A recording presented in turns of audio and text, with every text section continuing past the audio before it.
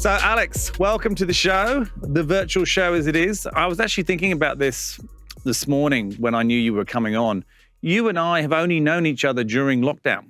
We've never met. In fact, this is the first time you've seen me when I'm not in my home office. I've never seen you not anywhere but that other room.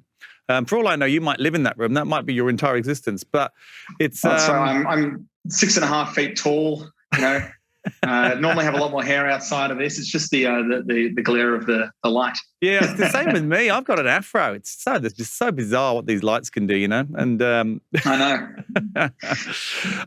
So look, I think to set the scene and before we sort of get into you and your journey and all those kinds of things, let's talk about Pendula. Let's I'm still learning about it. Obviously, we've only been working together for probably 3 weeks, 2 weeks, not long at all. Why don't you give us your version of not necessarily how you got to where you got to, we'll come back to that, but what Pendula does as a business and where it's going? Well, just like most startups in Australia and over the world, we're a software-focused business. Yep. What we're really looking to do is bridge the gap in SMS with consumers and businesses and allow consumers to respond back to messages, but do it in a platform way where people can easily build out multi-stage conversational journeys and really create an interaction with really B2C businesses that can be pushed out at scale where someone can respond back and have a voice instead of it just being about broadcasting information to someone, or those really basic respond back yes or no or one or two, creating a human but doing it in a way where, a normal person can go and create a really advanced conversation without, a lot of training and too much effort at the same time. Yep. So so essentially what you're doing is you're enabling consumers, customers like me to talk to a business through a text message, but like a conversation as opposed to just, left or right, up or down, or, two options. You actually be able, so natural language kind of thing. Is that what you mean? Oh, it's a little bit of our secret sauce. It's at the end of the day, I always like to break it down to what does the end consumer experience look like. So, got some great use cases out there of telcos who will text a customer when they hit their data limit and asking them, do you want to upgrade or do you want to change your plan? Giving the choice there. Consumers free texting back saying, yes, I'd love to do that, or can you share more information? Or, hey, can you give me a call? Whatever, would be required to service that consumer's need. We have a lot of appointment confirmation activities happening as well. NDIS-based consumers who are getting physiotherapy at their home. Are you available at this time? Do you need to change your appointment? Just confirming that it happened. We satisfied all of those questions that sit around that. The technology behind it is really interesting. There's lots of different flavors of different streams or disciplines of technology that find their way into our platform. Everything from understanding language to the workflow that's underlying these conversations. If you want to upgrade a plan, you can't just say, yes, sure, we're going to upgrade you without actually doing it. So the workflow technology is really important. The context matching, what are you saying and what is it about?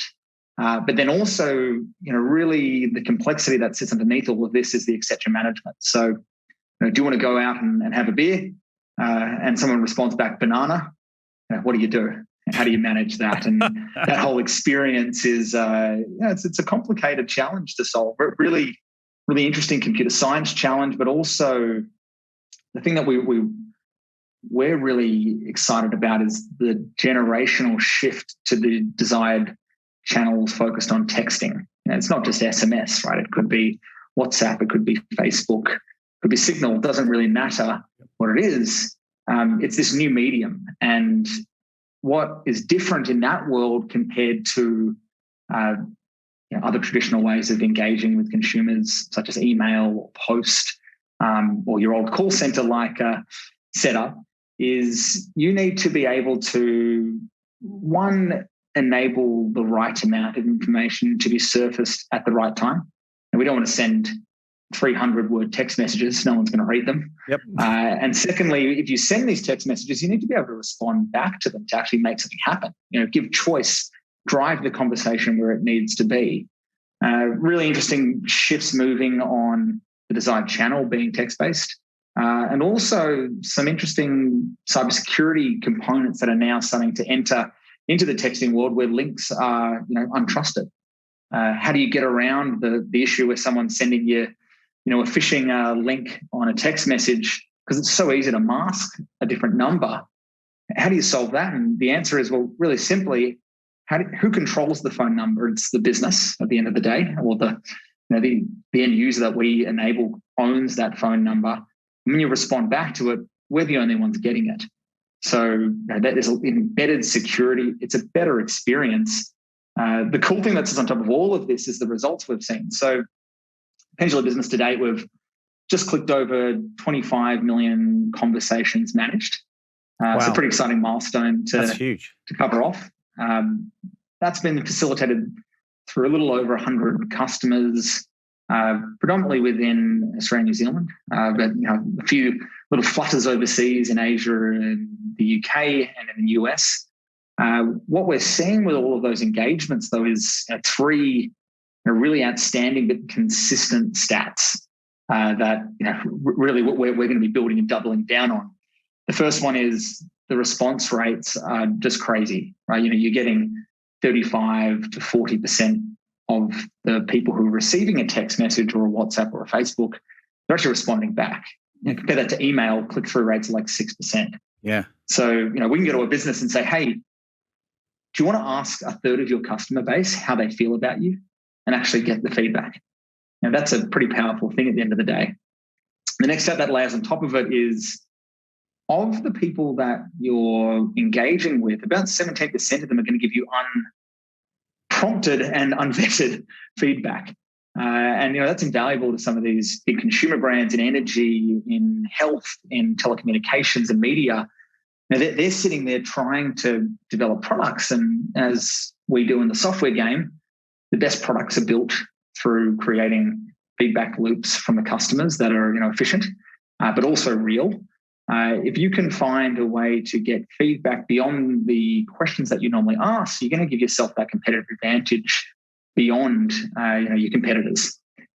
And the final thing, which really forms the most powerful part of our proposition, and that's the conversion rates. When you use our technology in a use case that's revenue focused, so think about cross-selling, upselling, everything from a telco upgrade to a masthead cross-sell from a newspaper, to a renewal of an education cycle. So you've gone through a graduation course of some description. Where's the MBA? Where's the next logical step within your education journey? Prompting people, giving them the ability to show interest and ask questions and eventually commit. That power, one gives you scale and low cost, but also new revenue potential. And that starts sitting around 15, 16% conversion rates in telco, which that's cream on top of the pie, right? That's new revenue they wouldn't have had before. Yeah. And put that across a few million consumers, and you're talking some really significant numbers there. Now, the thing that is so surprising to us, but also not surprising at the same time, considering how much investment has taken to build our product to where it is today, is the relative competitive environment's fairly weak. A lot of API plays out there. Yeah. So you've got your developer-led sales approaches that are moving out of the market. Really akin to, I think we spoke about this the first time we met, the way the email industry evolved. The same thing's happening now in the text world. Yeah, absolutely. So this really interesting phase where what happened back in the early 2000s, you had SendGrid that was dominating. They were sending 80% of the world's email traffic, and they were just an API. That's just crazy. Bananas, that domination. No wonder none of us read any emails anymore, right? We just get spammed by all these automated emails that go out there. What happened after SendGrid? Well, you had this democratization that happened. And we had these players like Campaign Monitor and MailChimp enter. What did they do? Well, they solved the challenge within emailing, and that was templating. Right? How can the everyday punter like me and you, how can they build an easy template without knowing how to code, without knowing how to design things? The answer was drag and drop template builders that had merge fields to create personalization, and the tool would really take a lot of the heavy lifting with that. Text field's different challenges. Templates are easy. We're just sending free text. There's no there's no challenge to make that look beautiful. It's just letters on a screen. Our challenge is we can't communicate as much information. We can't have nice buttons you click on. So it comes into the thing I was talking about before, which is context and intention. What are we talking about? What do you want to do? And that could be sharing information. It could be changing a subscription. It could be confirming an appointment. It could be providing feedback. Whatever it would be. Now that area is untapped, and that's really where we're going hard. The enterprises have access to these types of technologies because they can afford the expensive developers. Yep. But what about the mid-market and below? How can they do that? And considering the success of some of these other businesses that are sitting within that environment, it sets us up for a really well-primed position. It comes back to the saying of, what can I tell you that nobody really knows, but everyone's going to agree with? And that is that text-based communication is going to be around for a long time, and it is by far the easiest way to interact with each other. Therefore, a business as well should be interacting in the same way. Now, if we can enable that, this is going to become the new norm, and the scale opportunities are just infinite.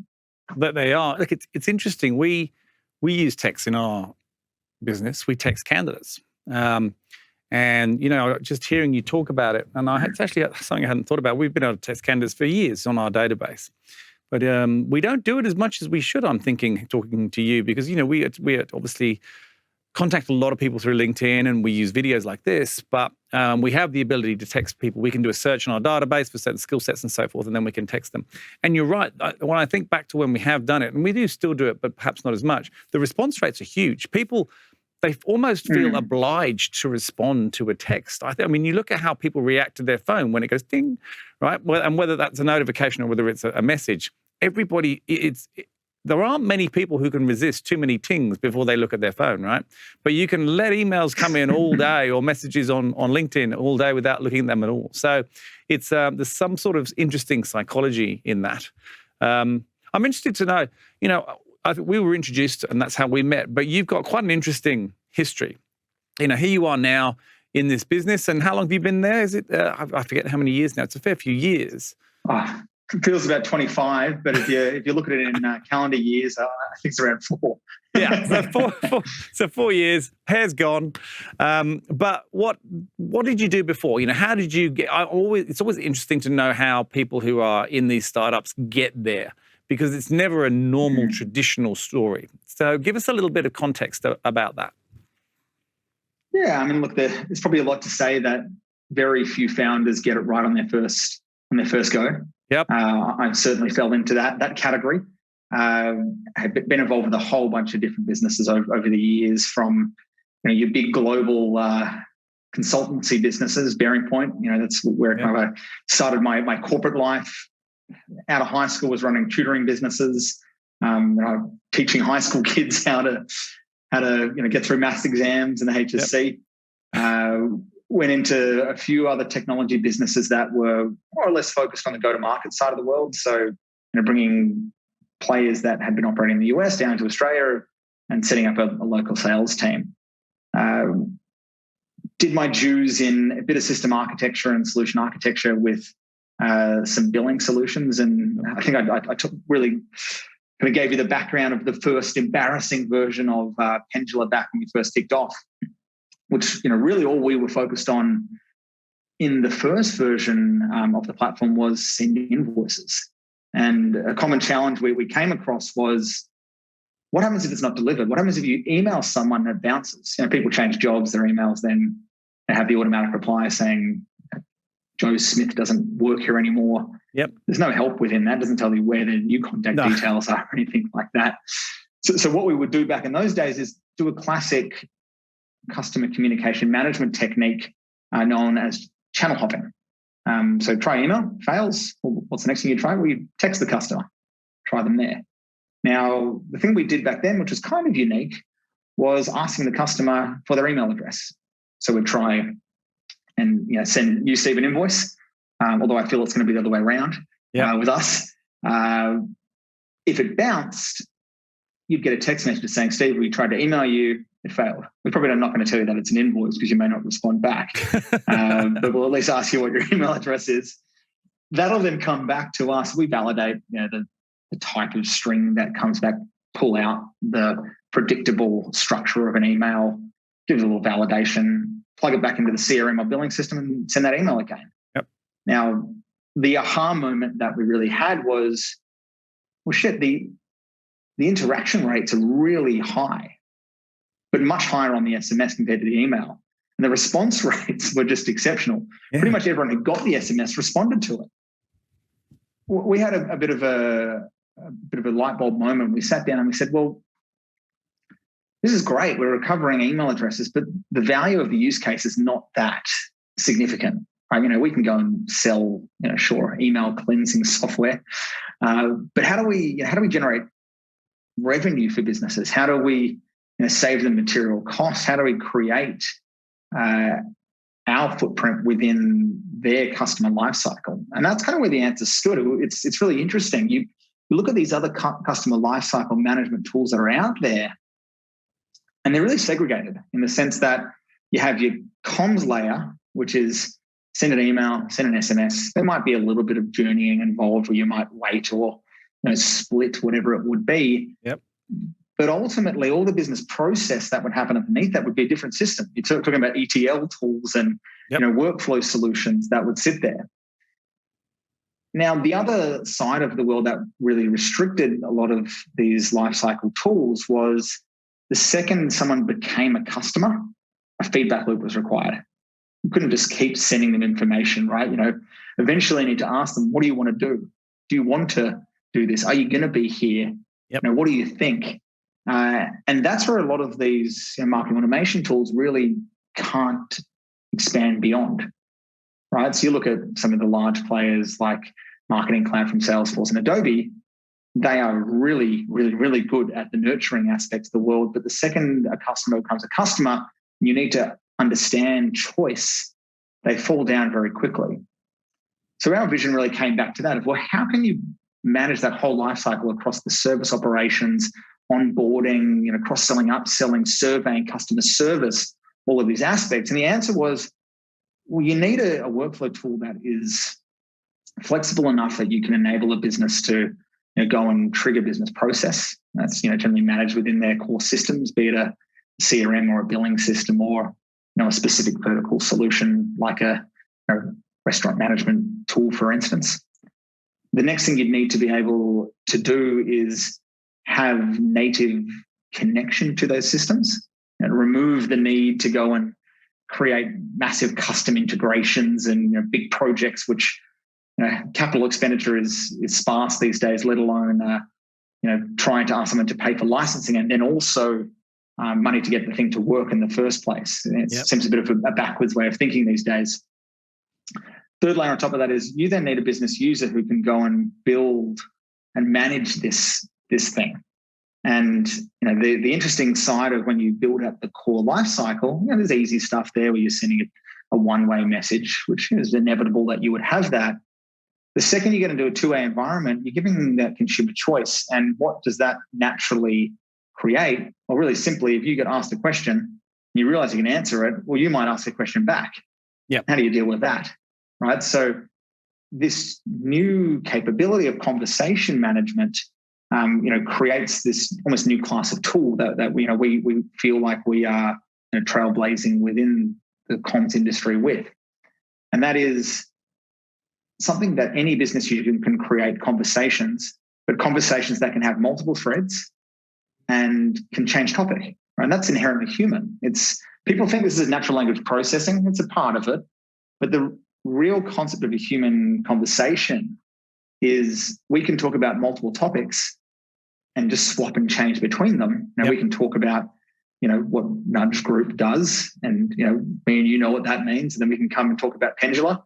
In the same sentence, we've swapped from one context to another. And the next thing, which is really important, which really makes this fully human, is conversations that build. So, how are you doing today? I'm good. Well, that's nice to hear. You can't just, say that it's nice to hear as a default answer if someone says they're bad, for instance, or they're not having the best day. So that concept of usability really was the biggest challenge that we took to solve. And workflow capability is, fairly unique, but it's still, there's other tools out there that offer similar workflow capabilities. So the tools that offer the ability to send a text message or an email address or receive one, manually respond back to it. But how do you tie them all together? And how do you then create one platform that can do that full life cycle? That's the challenge we really set out to do. And to date, we're a business that over the last 4 years, we've invested north of $10 million in R&D to date. So a significant amount has gone into the learnings and product.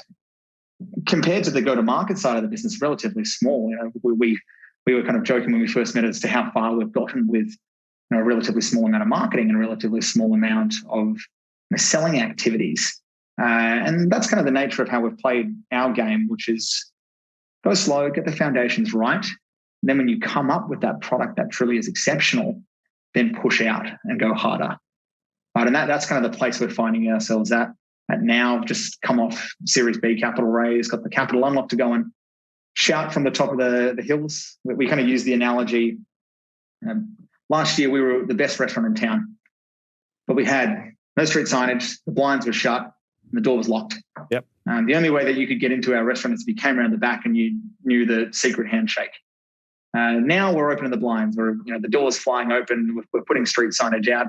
We might even throw a few Google ads out there as well and get some reviews out there. It's about sharing the technology out with the broader public, and really sharing the success and repeatability we've had to date. That's kind of the exciting phase that we're in now. It is, and that's why we've been talking. Obviously, it's a really exciting place. I have a question that I've been dying to ask since you said something very much at the beginning, and I feel now's the right time. What happens if someone replies banana? Good question. Well, there's two parts of the technology that we use to manage that. The first is what we call the first stage exception manager. So we will prompt you back saying, that doesn't make a lot of sense what you're talking about there. Did you mean this or this? So we subscribe to a thing called intention for every single person. So we're expecting, for instance, Steve, you're going to respond back yes or no. Yep. Right now, you could respond back in any way.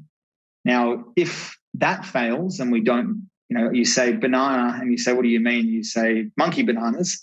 And again, it makes no sense to a yes-no question, for instance.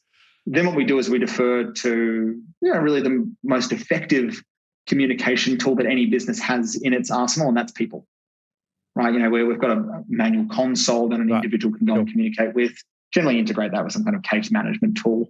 Unfortunately, there is so many exceptions within free communication that you're never going to get away from it. You have to have some people interface.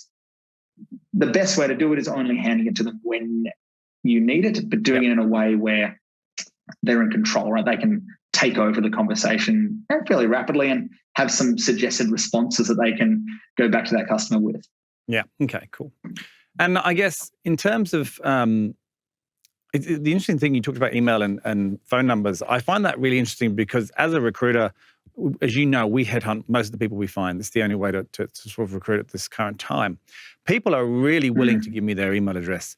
They are nowhere near as willing to give their mobile. And I think part of that's a sense of ownership. Most people own their own mobile, but they don't necessarily own their own email address. So I don't know whether that's it, but there is definitely there's a much closer relationship someone has with their phones, frighteningly than their laptops, and their email rather than their phone number is the same thing. Their phone number is something that I think people want to guard that a little bit, because the last thing you want is it pinging all the time with a whole bunch of marketing and so forth coming through. So it's interesting, isn't it? Tell me, how's we're sitting here virtually, as we talked about, and we've always been virtual. One day we will meet. I'm looking forward to that day. But has the pandemic been a good thing for you? Because I guess companies now are wanting to communicate even more with their customers because they're not there. And they might not be sitting in front of their computers all day, and they don't know what they're doing because they're stuck in their houses.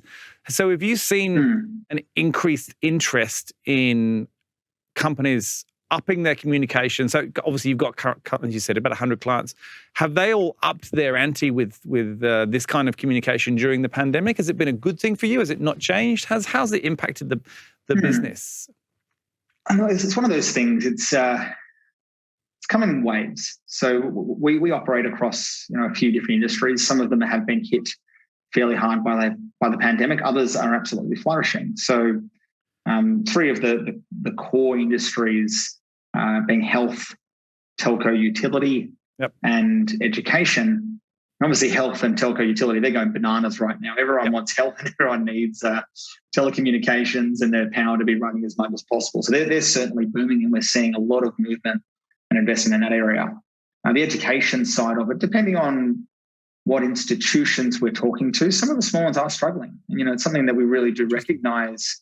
That management, let's call it tertiary education, that's not university, but more or less course-related education.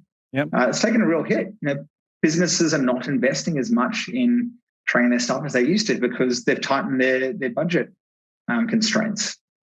So, whilst we as a business have seen phenomenal growth, we still certainly feel for some of our customers who haven't had the best luck throughout the pandemic. So, it's certainly a stage where we are very lucky to be in our position. We're a business that very easily was able to work remote. The team in itself are very connected. We've already, because of our office locations, we have a team in Brisbane and in Sydney, already set up prior to the pandemic ways that we can communicate. So we're certainly in a really great place in relative terms, but very, very cognizant that some others aren't doing as well. And we're trying to do our part by helping out some of those businesses with services, helping them on the license front as well to give them a bit of respite. But certainly, we're a business that has so much opportunity in front of itself that this stage doesn't matter really what the market forces are doing. We're still going to see exceptional growth because the pie there is so big. Blue sky, right? There is such a high demand, and it's a good problem to have. Biggest challenge we're finding is hiring people in this climate is just a completely different experience. Be able to just like we haven't met each other in the flesh, right? Having to interact with people over Zoom, you don't get the same experience. You can't walk someone into our office, and they can't see the energy in the business. They're just seeing me sitting in a room. They don't know anyone. They have no other perspective about the business, which that in itself is difficult for us because whenever we look at candidates, it's our kind of approach to hiring is one where there's always got to be a mutual benefit on both sides of the fence. Right? That individual who's going to be joining us needs to see the culture that's operating within our business as something that's going to add to their lives. See the opportunity and the ability to grow within the bounds of that opportunity, driving them in the direction that they want to go to. And then obviously conversely, we're a business that's investing in people, and that's our most important asset, right? That in itself, we need to make sure we've got the right people coming in to deliver on the results that we're looking for. There's all these interesting perspectives on what is the most important metric in a business. Most VCs or investors out there would say it's all about the revenue number or your EBITDA or your net rate of retention, whatever it would be. And it's not. The most important metric is employee satisfaction, employee enablement and empowerment, because at the end of the day, without them, you're not going to be having good EBITDA results or good net rates of retention or great revenues. So that foundation is probably the the most difficult thing that we're trying to balance out is how we can give someone who's joining our business a flavor for what it's like, both now and what it will be once the pandemic ends. Yeah. Which we don't even know what that's going to look like yet. But at the same time, do it in a way where we're protecting the most important asset that we have, which is our current staff. We don't want to bring any toxicity into that culture. It's, we're problem solvers here. We're working as a team. We're not looking to get political or, find people climbing over each other or anything like that. It's just that balance is just critical to get right now. And just, I'm sure with all the other Nudge Group clients, everyone's going through the same process, right? It's how do you do the courting in the right way for both the business and the candidate? It's a huge, and when we initially spoke, we talked about the challenges of hiring because of the population and the fact that there's a lack of people and there's a tech boom and all that kind of stuff. And we also talked about the video thing. I think that I was having a conversation yesterday with a journalist who rang me up to ask me my opinion around hiring over video and what the impacts are and so forth. And one of the things that I think that people don't necessarily recognize as much, because we've all been doing so much Zooming, we're actually getting very, very used to it. You're missing, you can see me on the screen here because of the way we're filming it, but I can't see your hands, I can't see your legs, I can't see your feet. And you miss all the cues that people, pick up on subconsciously. As a human being, one of the things you do as you grow older is you learn to read people's body language naturally. And some people obviously study it and become very good at it, but everybody does it. And you can't do that over video because you can't see the person's full body. So you actually miss out on a lot of little cues that you don't realize. And that's an interesting problem. But I love the fact... Maybe you've got a business idea that... So maybe you've got a business idea that we can have full body cams for people, and you're standing in a pod seeing every little movement. I have a feeling that's going to cause me a hell of a lot more problems in so many other ways than it would do in terms of solving the small ones. I think we just all need to get back to maybe seeing each other in real life again. But yeah, communication is fascinating. Text messaging is, who'd ever thought it would be as big as it is. It's definitely an interesting time, but one of the reasons we love working with you as a Nudge client is you do recognize the challenges that are around at the moment in bringing people on board. And you're quite right. How do you tell and get someone to understand what their future 5 years working for you is going to be like when, one, you've got no idea, and two, you can't even show them what it used to be like? It's a big challenge, and there's no right or wrong answer. And I think you do it by hopefully getting them to maybe meet one or two more people from different perspectives, which might give them a bit more of a rounded, but it's a difficult thing. So let's talk about the hardest thing that you've probably faced in this journey, or maybe not the hardest thing, or the biggest mistake you've made. And we always like to touch on this with everyone. People are always interested. What's been the hardest thing that's happened in the Pendula journey particularly? It's a really interesting kind of perspective. You try to latch on to the learnings that you have, and you can almost see the hardest things as the most positive thing that really happens. Usually is. The thing that's probably really important to grasp, and really anyone out there who's working for someone who started a business, is the ability to scale and grow with the business at every stage is really difficult. And people are suited to different sizes and environments that exist, right? Yeah.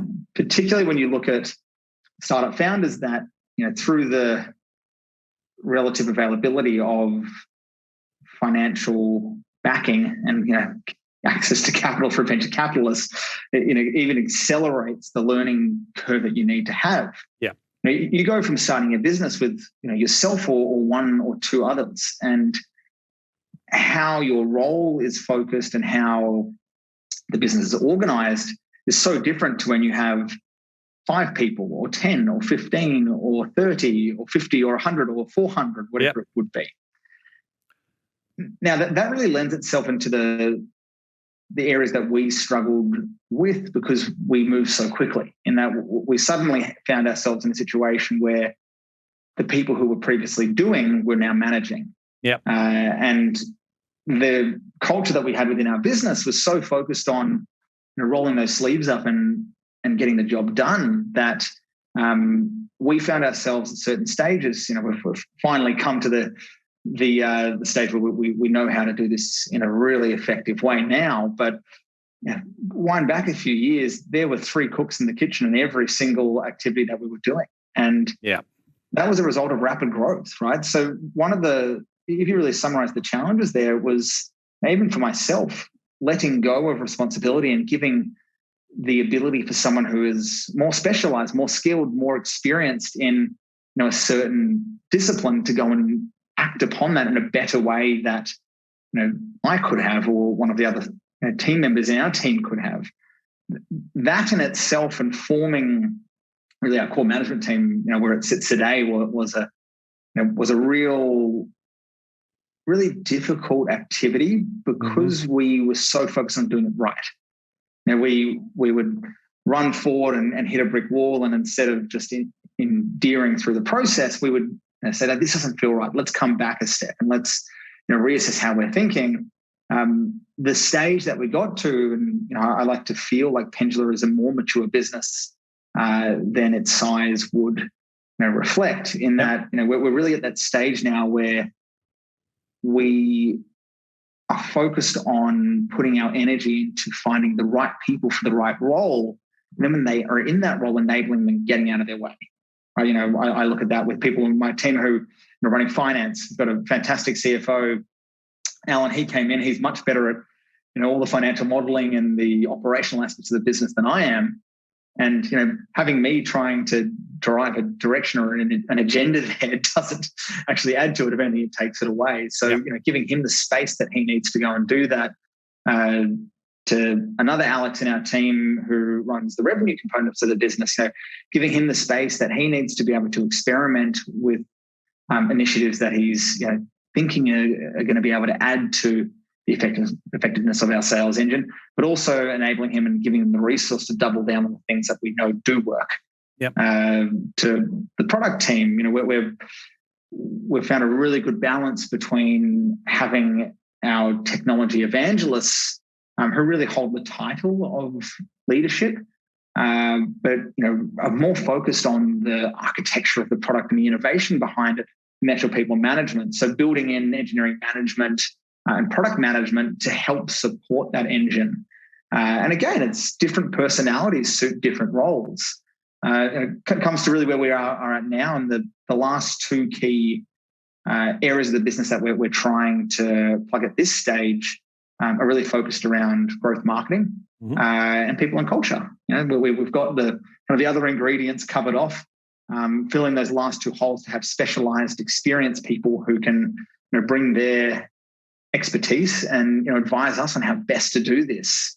It's such a fortunate place to find ourselves in, and such a breath of fresh air for a CEO to sit down and say, wait, I don't have to go and learn how to do everything anymore. We can go and find people who know how to do this and are going to do it better than we could do it. Bizarre, and isn't get it? a better result. It's a bizarre. Yeah, it's an amazing feeling, but the interesting thing is how many CEOs struggle to actually let go. It's not because they don't want to. It's just become so habitual for them to just be in everything that they, and we all know that it doesn't end well. But it does take a little bit of time to make that transition. And it's definitely a transition that happens up here as opposed to anywhere else. But it's the best transition because now you get to grow into something else as well. So that's the most enjoyable part. That's right. And, it's a better challenge. There's a thing we've always said within the business is we're always going to have problems. Everyone has problems. You just get better problems to solve when you get bigger, right? Now our problems are better, right? The challenges that I'm focused on as the leader within the business, really is around people and the environment that everyone's working in and making that environment work as effectively as possible. And then secondly, looking at opportunities further down the line. I've got the core leaders within each one of my teams looking 2-3 quarters ahead. People within the team, they're working in that quarter, structured around the OKRs that we have in the business, giving me the ability to look, a year and a half in advance at things that, will further the business later that probably are a little bit less formed and require more experimentation, but certainly exciting, right? It's a stage of learning for myself, learning for all others in the business, and seeing the growth of individuals between the business is so satisfying. You say, why do you do this? Of course, we're all capitalists at the end of the day, right? We're sitting here and we're doing this to make a dime. The other side of it, we're actually, if I would rank the three things that are really important to me and why I'm doing this journey, the first one, and it is a bit cliche, but it is the people. Seeing people who come into our businesses, graphic designers, and then end up being the head of your product, or seeing people who come in as people who are pre-sales leaders, who are now running the entire customer team, seeing software engineers turn into engineering managers. It's just so satisfying to see those people grow and progress. The second priority, obviously, is really driving within the industry we're in. If you asked me 5 years ago if I really cared about customer experience, the answer would not have been a very convincing yes.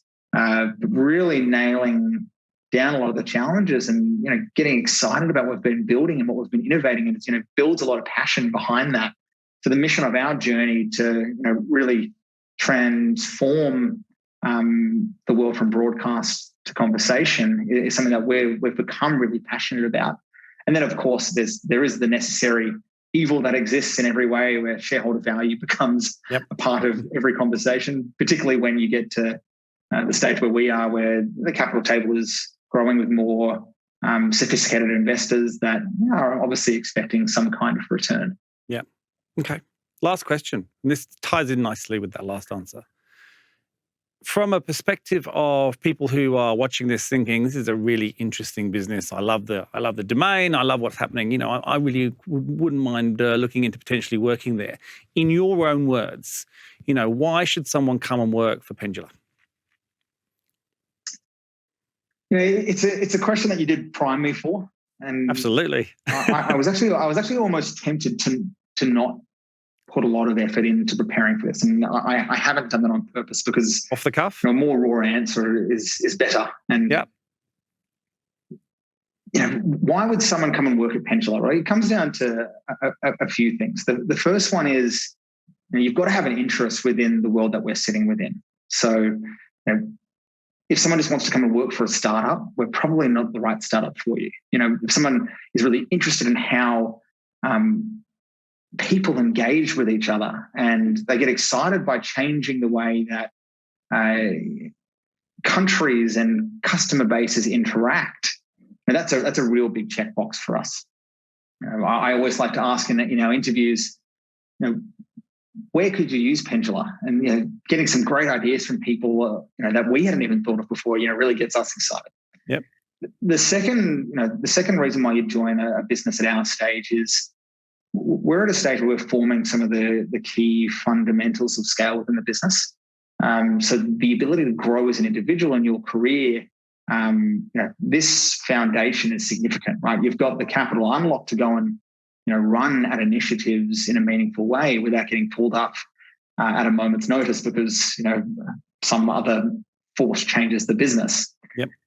But secondly, what this stage does is that you've got so many different incredible individuals within the business that one can support the discipline that you're looking to join the team with. But secondly, give you exposure to different ways of working. It's this stage where you're not at a massive company, so you're not sitting in a completely segregated department. You'll be sitting in a room and working, albeit either virtually or physically, with different people, from engineers to people in finance, people in sales, to people in marketing, to people, in customer delivery and support. So that blend or multidisciplinary environment is super important to broaden one's horizons and grow yourself and your career. And thirdly, we're certainly not sitting up here with a badge of honor that we are the best culture in Australia, right? We're here, we're genuine people. We're looking to do this in the right way. We're not looking to rip anyone off. We're not looking to create an environment which is sharky or really aggressive by any manner. we're genuinely looking at trying to improve the cultural aspects of the business because we care about the people. And that genuine care is really the thing that matters most. Saying that we offer you a burrito every Thursday, that's not culture, right? Sure, yes, we do provide food and we do provide coffees and all that stuff, just like everyone else does, and we've got some really compelling benefits. But the thing that matters most here is when someone joins the business, they're not just seen as another pawn on the chessboard that is churnable. We look to develop people. We want to make sure that when someone joins, that their career objectives actually line up with our objectives. Because if they don't, we don't want someone to join the business and then realize they're going to ceiling out or find themselves in a place where they're far out of their depth. Yeah. If I summarize that really into a simplified sentence, why would you work at Pendula? Well, it's an exciting space that has got some really talented people already backing it. And we've got the desire to do this in the right way in a really genuine manner. And it probably can't get much more heartfelt than that, right? We're certainly careful in how we hire. We hire slow and we hire well. And that's reflective of a team our size. You don't get many businesses raising the types of rounds that we are with a headcount of 20. No. Now we're at a stage where we're scaling up. So how do you do that? Well, put really simply, our mentality is we want fewer high quality people that are paid above market rates because that's a better team than a very large headcount that are at or below market rates. And that methodology sets us up to enable the three other things that I just mentioned. Really, we're at a place where we haven't solved everything, and things that aren't solved and that aren't created yet, it can be seen as a negative and a positive. We're very optimistic at our ability to scale our business, and at the end of the day, one other really important aspect, and when it comes to how I'm saying it, you've probably noticed throughout the way we've been talking about this, it's not my business, it's our business. One important thing that we built from the ground up within Pendula is that every single employee is a shareholder. So verbatim, if you join this business, you're getting on an option plan. Obviously it scales depending on what level of seniority you are, but we're all in this together. And that's kind of core to how we have built success to now. And we're wanting to double down on that and continue what has worked. And we've got to grow up and get some more structure as we scale. But that's fun, right? We'll figure it out. And Absolutely. The right people who will help us figure out, the right people who will be attracted to that opportunity. Good answer. And look, I couldn't agree more. Higher paid and less people is without question the way to go. I have seen all sorts of different people scale, all sorts of different businesses in all sorts of different ways. And that is definitely the way that tends to work more often than not. Can't say exclusively, but I agree. Fantastic. Alex, look, thank you so much for coming on. I'm glad we got to do this so quickly after we met. That's always great when we happen to have a day of filming come up. It's a shame we didn't get you in the studio. It's such a cool studio, but another time, you never know. Look, I wish you all the best, and hopefully we'll be speaking later this week anyway, because obviously we are hiring for you as we speak. So we'll speak soon. But thanks for coming on the show. Thanks, Steve. Cheers, mate.